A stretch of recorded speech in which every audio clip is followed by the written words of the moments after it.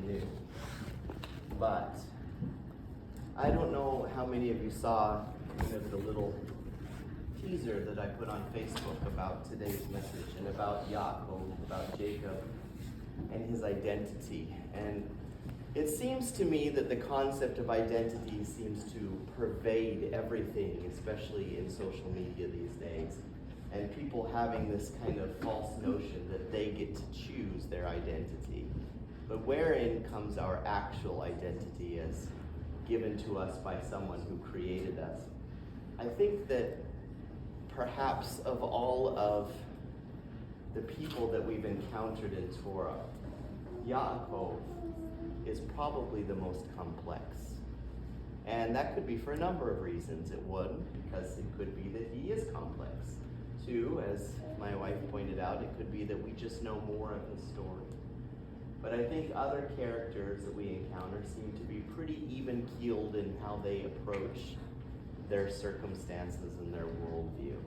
Jacob, on the other hand, tends to be one who likes to question, likes to struggle with ideas, things that God is telling him, where his place is in the world. So let's talk a little bit about this complex man. So we encounter in this week's parsha, of course, the dramatic narrative of Yaakov as he wrestles with an unnamed adversary. So much has been written about this incredible story. It has sparked debate almost since it was written. We could spend weeks discussing it and still not exhaust all there is to say and discover and consider. I know many of you have strong opinions about the nature of the one whom Yaakov wrestled. This story is certainly one of the most enigmatic in all of Scripture. With whom was he wrestling? The text calls him a man.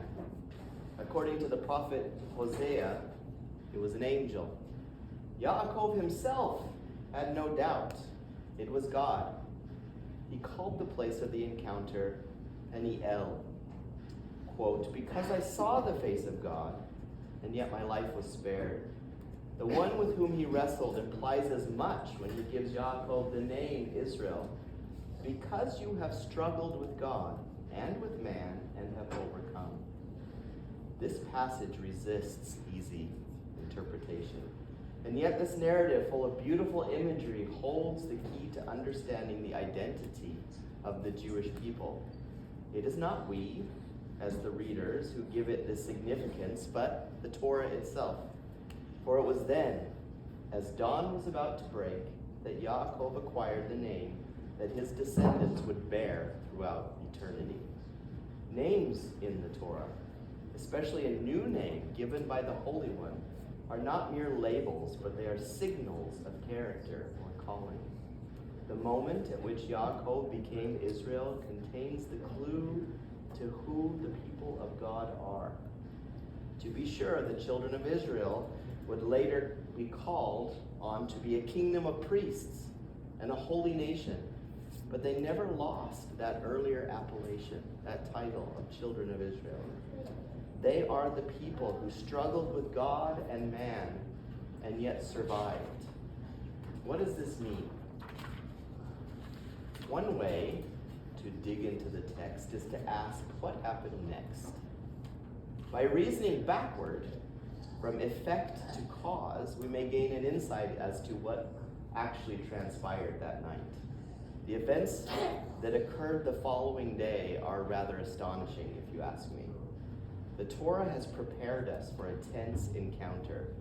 Hearing that Yaakov's brother Esau was coming to meet him with a force of 400 men, Yaakov, we are told, was very afraid and distressed.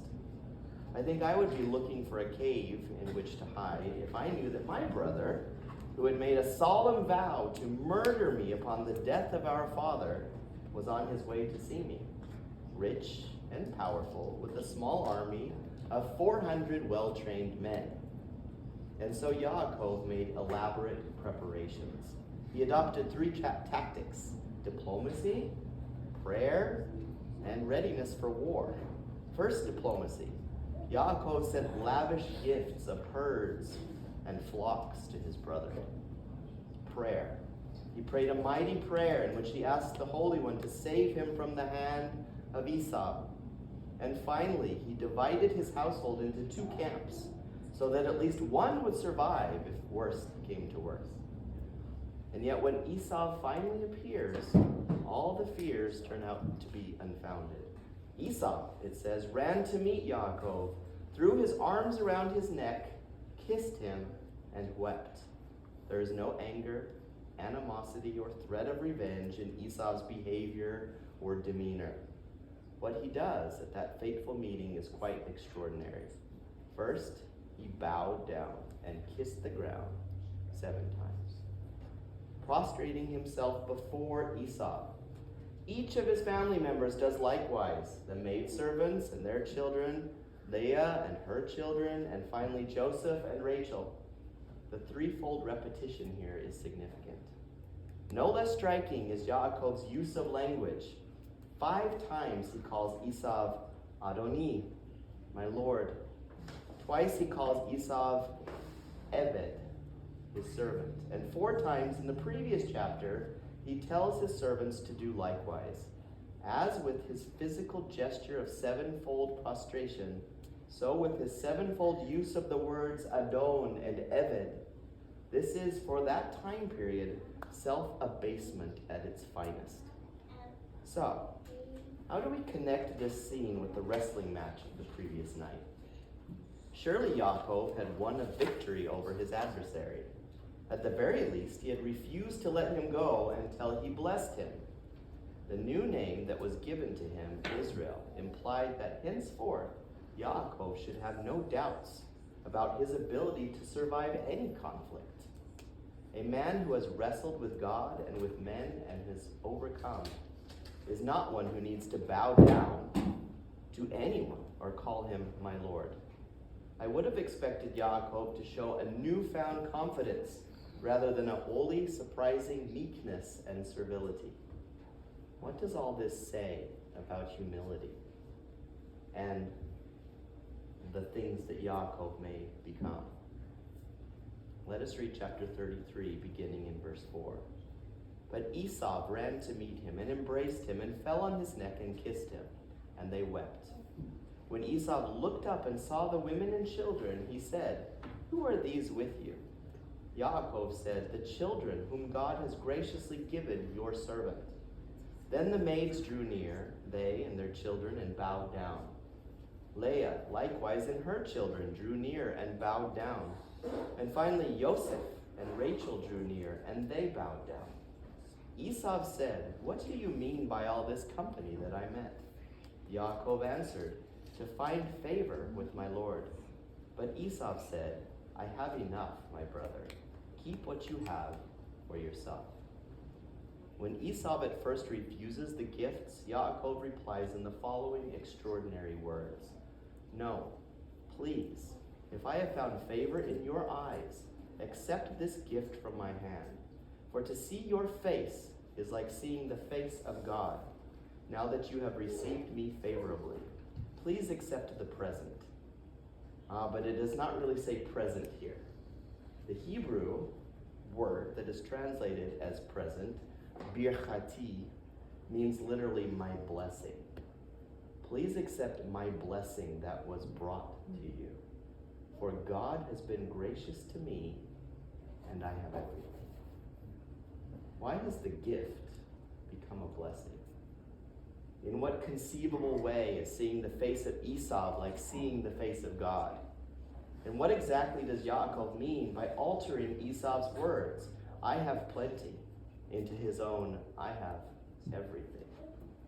There are other insights we can glean by peeling back the layers of this message. The most significant has to do with the word panim, meaning face. Yaakov's words to Esau, "To see your face is like seeing the face of God," clearly echo his remark after the wrestling match.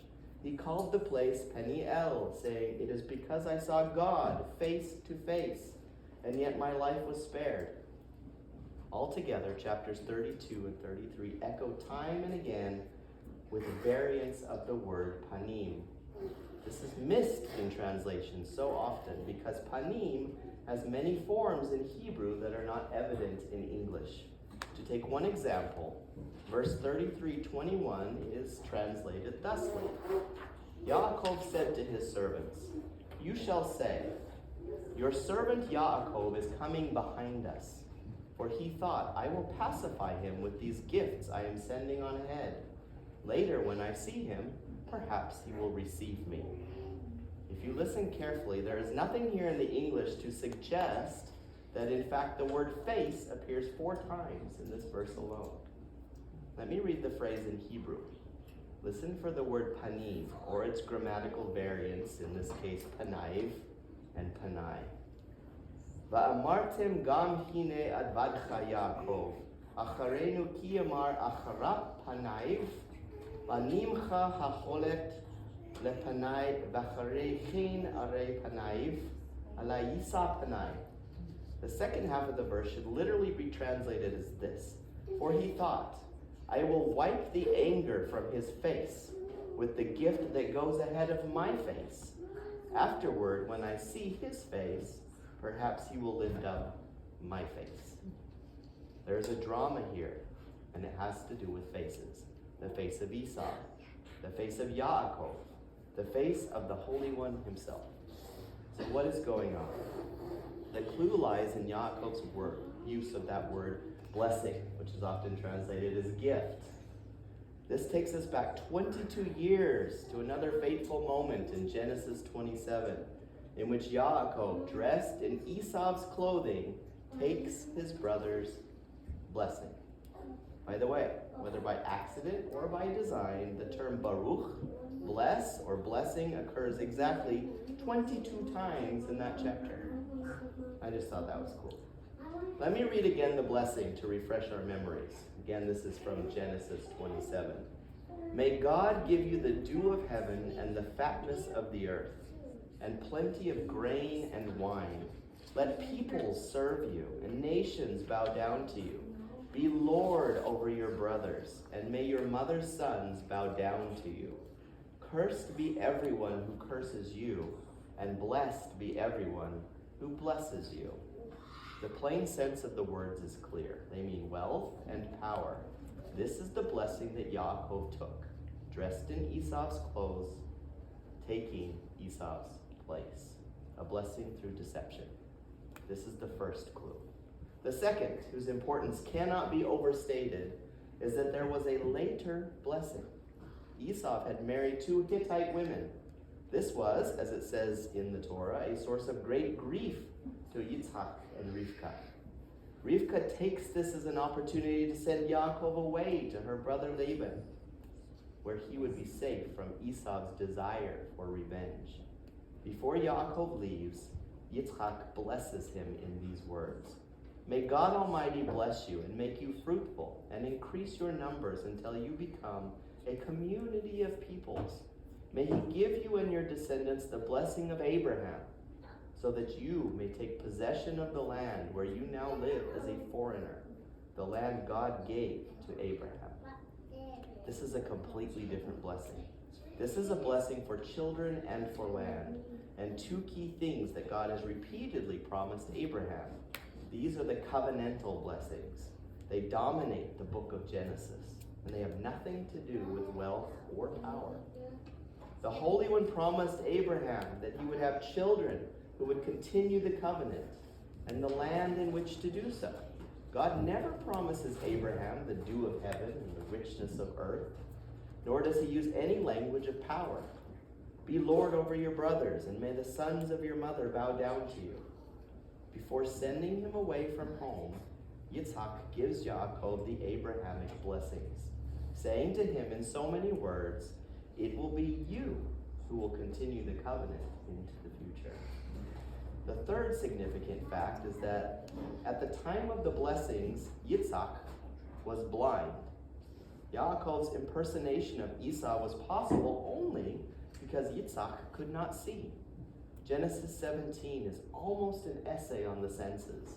Deprived of one sense, the sense of sight, Yitzhak uses the other 4. He tastes the food. He touches Yaakov's hands, which Rivka has covered with goat skins to make them feel rough. and he smells his clothing. Ah, the smell of my son is like the smell of the field that the Lord has blessed. He also hears his voice. The voice is the voice of Yaakov, but the hands are the hands of Esau. Eventually, after considerable doubt, Yitzhak trusts the evidence of taste, touch, and smell over that of sound, and he gives Yaakov Esau's blessing. He does so only because he cannot see Yaakov's what? His face, panim. These three facts are enough to allow us to decipher the mystery of the meeting between Yaakov and Esau that took place 22 years later. The patriarchs were more than just founders of a new faith. They set examples for those who were to follow. Their lives are significant not only for what they tell us about the past, but also for what they tell us about the present. Their challenges are so often our own. Abraham was the man who had the strength of conviction to stand apart from the culture of his time, to be different, to refuse to worship the idols of the age, to listen instead to the inner voice of the one true God, even when it meant setting out on a long and risk-laden journey. What carries him through was love. Love of God, and yes, the love of humanity that shines through all his deeds and words. Yitzhak was a man who knew the reality of sacrifice. He lived, he survived, but not without seeing the knife lifted against him. He knew to the core of his being that to be a child of the covenant is neither easy nor is it safe. What carried him through was geburah, courage, and for whatever reason, the historical record is clear. To remain a disciple of the Holy One takes courage. In connection with Yaakov, though, the prophet Micah speaks of truth. You will give truth to Yaakov, he says. He does not mean truth in the cognitive sense, as in what are the facts or what is ultimately real. He means it in the existential sense, as in who am I, and to which story do I belong, and to what part am I called to play. The search for cognitive truth, scientific, metaphysical, artistic, is not specific to the Abrahamic covenant. It is the heritage of all mankind. The truth with which Yaakov spent much of his life wrestling was quite different. It was a truth about identity, and central to it are the words, face. In which mirror do I look to see who I really am? And name. By which term do I know and call myself? And blessing, to what am I destined to be called? One thing stands out about the first phase in Yaakov's life. He seems to have a great desire to be his brother. He envies him.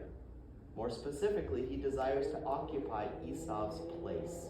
He struggles with him in the womb. He is born holding onto Esau's heel. He buys Esau's birthright. He dresses in Esau's clothing. He takes Esau's blessing. When the blind Yitzhak asks him who he is, he replies, I am Esau, your firstborn. Why? Why the deception? It would be easy to say that his mother put him up to it, but nowhere do we get the sense from the text that he had any problem with what she wanted him to do.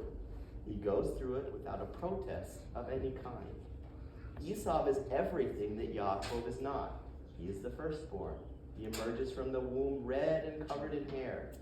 By the way, the name Esau most literally means fully formed or complete. Remember that. It will be important in just a bit. Esau is strong, full of energy, a skilled hunter, a man of the fields. More importantly, he is his father's favorite. Esau is a man of nature. He has the strength and the skill to fight and win and the struggle to survive. He is a man's man. He is the archetypal hero of stories. Esau is not a bad man, per se. He is a natural man, celebrating heroic virtues and the will to seek after and gain power. It is not surprising that Yaakov's first desire was to be like his brother. That is the face he first saw in the mirror of his imagination. The face he presented to the blind Yitzhak when he came to take the blessing. But the face was not the face of Yaakov, any more than were the hands. Nor was the blessing he took the one that was destined for him. The true blessing was the one he received later, when Yitzhak knew that he was blessing Yaakov, not thinking him to be Esau. Yaakov's blessing had nothing to do with wealth or power. It had to do with children and the land. Children he would instruct in the ways of the covenant of the land, in which his descendants would strive to construct a community and a society based on justice and compassion, law and love. To receive that blessing, Yaakov did not have to dress in Esau's clothes. He did not have to pretend to be anything other than who he was. Not a rough and tumble man of nature, but a person who hears and whose ears were attuned to a voice beyond nature, the call of the author of all, to be true to that which cannot be bought by wealth or controlled by power, namely the human spirit as the breath of God and human dignity as the image of God. I think by this we can figure out what Yaakov was doing when he met Esau 22 years later.